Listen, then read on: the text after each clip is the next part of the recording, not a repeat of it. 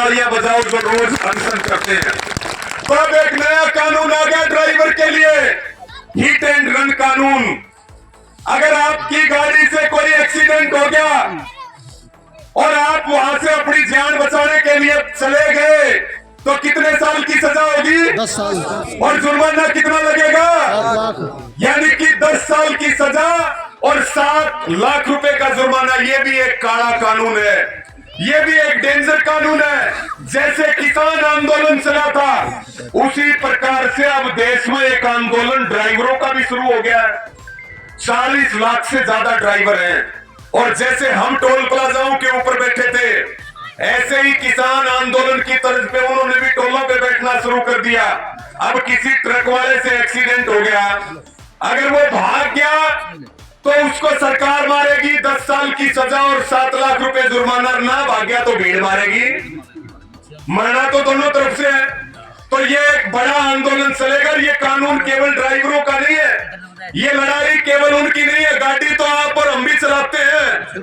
कोई सड़क पे एक्सीडेंट करना चाहता है क्या? सरकार सड़क नहीं बनाएगी, सरकार इंफ्रास्ट्रक्चर डेवलप नहीं करेगी, सरकार आपका सम्मान नहीं करेगी। सरकार जो आपके पास है उसको भी छीनने का काम करेगी। पहले नंबर आया मजदूरों का, फिर नंबर आया किसानों का, फिर नंबर आया जवानों का, फिर नंबर आया पहलवानों का, फिर नंबर आया सरपंचों का और अब नंबर किसका आ गया? ड्राइवरों का नंबर आ गया। ये भी आंदोलन चलेगा 3 दिन में। आप देखना कि आपको कोई सब्जी तक के लाले पड़ जाएंगे। गैस टीचरों के सिर फोड़ दिए परसों पंचकूला में। यानी कि ट्रांसपोर्ट रीड है इस देश की। यही लोग कोरोना में ऑक्सीजन पहुंचा रहे थे। इनका सम्मान करने की बजाय जो गरीब लोग अपनी रोजी रोटी चलाने के लिए जो ड्राइवरी करने का काम करते हैं, हम भी सबको कह रहे हैं अरे भाई ड्राइवर अपनी अपनी गाड़ियां छोड़ के सब घर जा रहे हैं। भाई छोड़ दो सब कुछ, मोदी और अमित शाह चला लेंगे सारे देश के ट्रक, सारे देश की टैक्सी, सारे देश की गाड़ियां। तो ये भी एक लड़ाई चलेगी और इस लड़ाई में तो हम पूरे तरीके से साथ है। ये इस तरह के कानून लोकतंत्र के खिलाफ है, संविधान के खिलाफ है, ये देश के खिलाफ कानून है। कैसी सरकारें इस देश में बढ़ गई। था तो लोकतंत्र और बना क्या दिया? राजतंत्र बना दिया। ये पुल की मांग तो पूरी होगी और ये पूरी नहीं करेंगे तो आप खुद भी बना लेंगे।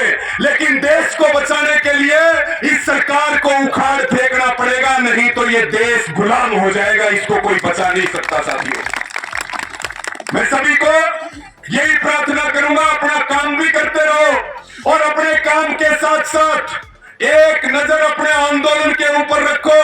किसानों को भी एक बड़ा आंदोलन करना पड़ेगा।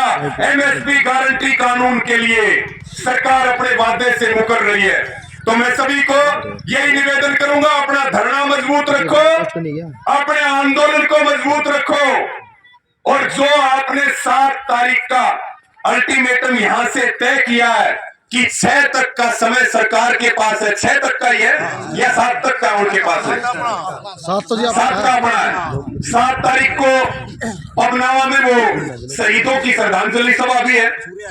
तो सारे फिर यही आ जाएंगे। ये जो नेशनल हाईवे अथॉरिटी है, चाहे वो यहाँ की विधायक हो, मंत्री भी बड़ी बैठी सरकार में। ये मेरी माताएं बहनें बैठी है, कभी आती है क्या मंत्री हालचाल लेने? तारा कदे कुछ चुनाव है, वोट दिए थे कि नहीं दिए थे?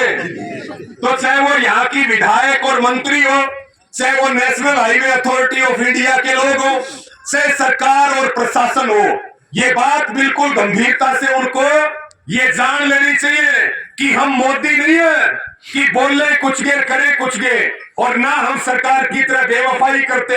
हम जो बोलते हैं वो करते हैं। 6 तारीख तक का समय तुम्हारा है और नहीं तो 7 तारीख को टेम मारा है। दिन में तारे दिखाओगे, अड्डा फटकेंगे आड़े।